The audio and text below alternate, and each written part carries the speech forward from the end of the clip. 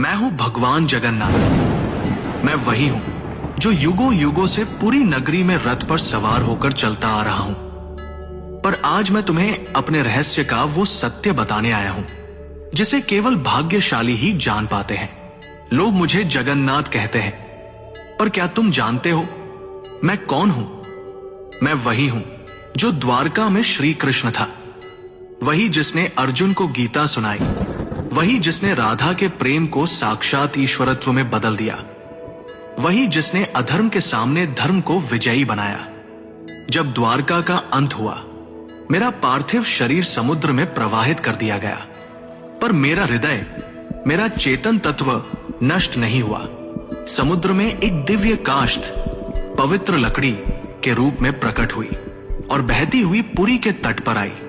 उसी समय राजा इंद्रद्युम्न ने मुझे स्वप्न में देखा। हे राजन, ये कोई साधारण लकड़ी नहीं, ये मेरा शरीर है, इससे मेरा विग्रह बनवाओ। राजा ने आदेश दिया। मूर्ति बनाने के लिए एक वृद्ध पुरुष प्रकट हुए। उन्होंने कहा, इन्हें गुप्त रूप से बनाऊंगा, कोई द्वार मत खोलना। वो कोई और नहीं, स्वयं विश्वकर्मा थे। जब मूर्तियां बन रही थी, रानी की चिंता बढ़ी। द्वार खुलवाया गया। मूर्तियां अधूरी थी।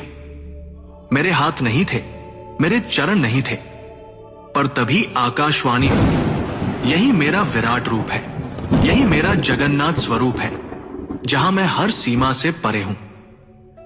जो मूर्ति नहीं, चेतना है, जो धर्म का रक्षक है। राजा ने मेरे उस दिव्य हृदय को मूर्ति में प्रतिष्ठित किया। वो हृदय जो श्री कृष्ण रूपी मेरी चेतना का केंद्र था, वो आज भी मेरी मूर्ति में वास करता है। हर 12 से 19 वर्षों में जब मेरी मूर्तियां बदली जाती हैं, उस हृदय को गुप्त रूप से नव विग्रह में स्थापित किया जाता है।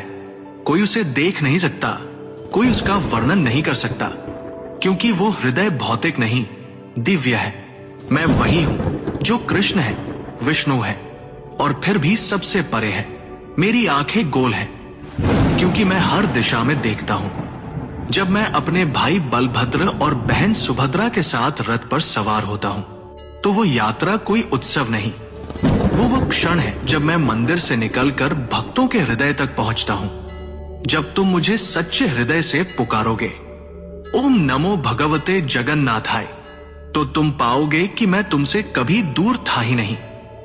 मैं वही था तुम्हारे भीतर, तुम्हारी चेतना में।